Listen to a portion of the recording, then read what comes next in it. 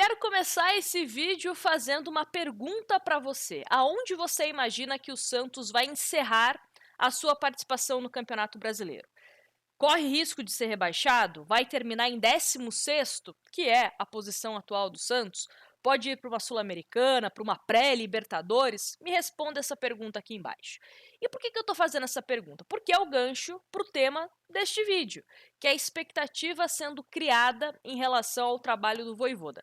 Vojvoda que já está comandando o Santos em 4 partidas, empatou em 3 e venceu o clássico contra o São Paulo. Em todos os jogos, a gente sempre tem alguma coisa positiva para falar do time do Santos em termos de evolução, que é um Santos que principalmente vem sofrendo menos defensivamente e vem criando mais oportunidades. É lógico, no jogo contra o Bragantino, o Santos teve poucas chegadas da equipe de Bragança, mas sofreu 2 gols. Concordo que alguns erros individuais que o Santos também precisa corrigir. E também é um Santos que cria, coisa que não conseguia anteriormente. Só que a finalização ainda não é um ponto alto desse time do Santos. Quem sabe o Vojvoda consiga dar jeito nisso. Mas muitas coisas positivas a gente consegue elencar nesse Santos. Um Santos que tem um contra-ataque mais rápido, por exemplo, não é um Santos que fica tocando a bola sem objetividade, consegue fazer que o coletivo funcione, não depender exclusivamente de um jogador.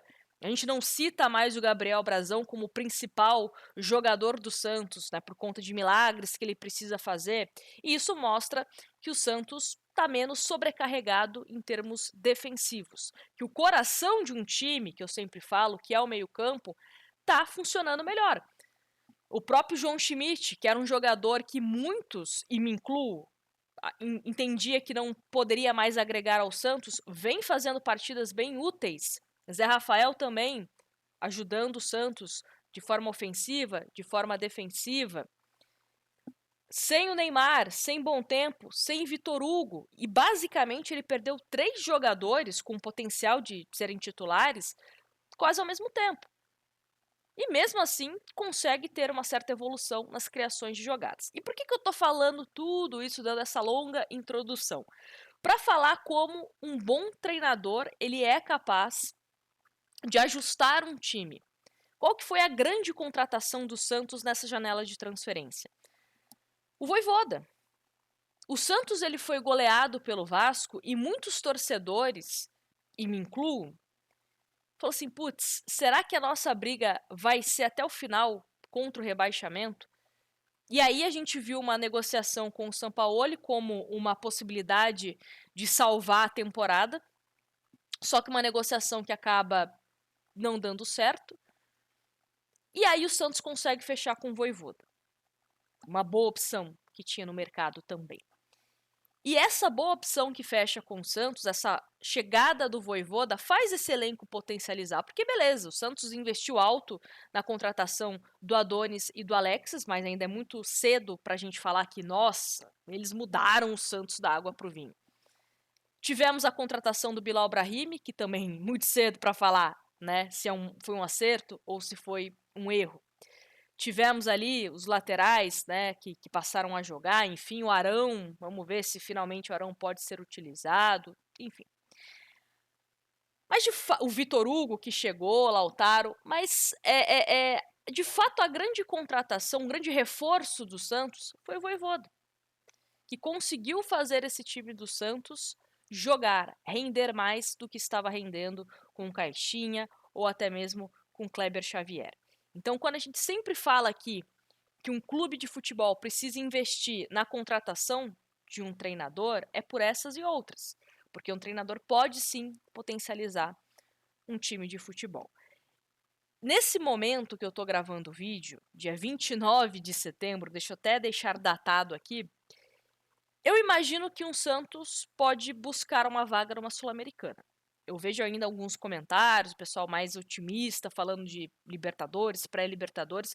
Eu ainda não tô por esse caminho, tá? Talvez, se o Santos vencer o Grêmio, se o Santos vencer um Ceará, por exemplo, talvez eu mude meu discurso, vença ali um clássico contra o Corinthians. Mas, por enquanto, eu acho que é mais palpável, vamos colocar assim, uma ida para uma Sul-Americana. O que seria excelente, o que seria excelente, porque expectativas altas foram criadas no começo do ano, a gente meio que quebrou a cara.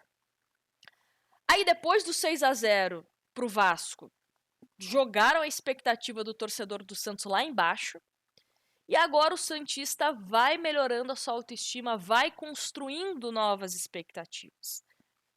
E se o Santos conseguir dar essa volta por cima e o Vojvoda levar o Santos a uma competição internacional, que seria excelente em vários termos financeiros, de imagem para o clube, né, de questão midiática, enfim, a gente pode sonhar em questões mais interessantes para a próxima temporada. Mas para essa temporada, que não tem mais janela de transferência, enfim, né, vamos com o que temos, eu acho possível uma ida para a Sul-Americana. E por que eu tô falando isso? Porque eu recebo muitos comentários de vocês falando: Nájila, esse time vai para a Libertadores? Ou será que a gente vai ainda lutar contra o rebaixamento? Então quis deixar aqui a minha opinião, né? Como que é um canal que a gente sempre troca ideias, vocês deixam as ideias, os comentários de vocês aí nos comentários. Eu também deixo a minha opinião aqui. Claro, um canal aberto para a gente trocar figurinhas, discordar, logicamente, de forma educada. Eu quero saber de vocês, qual que é a sua expectativa em relação a esse Santos, que tá jogando bem, na minha opinião. Lógico, tem ajustes a serem feitos. Em alguns momentos a zaga funciona, em outros momentos a zaga ainda deixa um pouco a desejar. A questão da finalização é algo que a gente precisa consertar, que é um problema que a diretoria não solucionou, né, na janela de transferência, que a gente falava, olha, precisa de um atacante matador para resolver essa questão de gols, e o Santos não conseguiu trazer ninguém. Trouxe o Lautaro. O Lautaro é um jogador que eu vejo com uma movimentação interessante para ser um segundo atacante, mas não para ser o centroavante do Santos. Mas é o que temos. Será que tem a possibilidade ainda do Vojvoda recuperar um tiquinho? Não sei.